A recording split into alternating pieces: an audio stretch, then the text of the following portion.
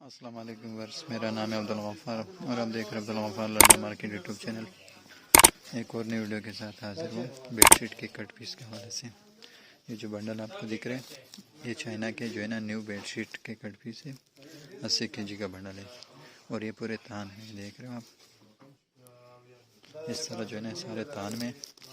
اور سارے جو ہے نا بیڈ شیٹ کے کٹ پیس ہیں۔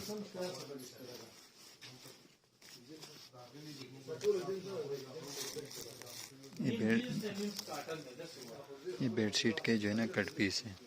اور سارے تان میں دیکھ رہے ہو، مال آپ چیک کر سکتے ہو، دیکھ رہے ہو اس طرح تان میں۔ یہ بیڈ شیٹ کے کٹ پیس ہے اور چائنا کے جو ہے نا کٹ پیس ہے 80 kg کا، دیکھ رہے ہو، مال آپ چیک کر سکتے ہو، دیکھ رہے ہو سارے اس طرح پرنٹڈ میں، دیکھ رہے ہو، یہ دیکھ رہے ہو کس طرح تان میں پڑے ہوئے، دیکھ رہے ہو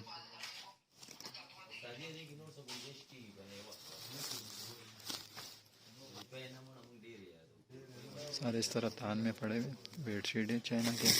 80 kg کا بنڈل ہے، دیکھ رہے ہو سارے جو ہے نا اس طرح تان میں، یہ دیکھ رہے ہو۔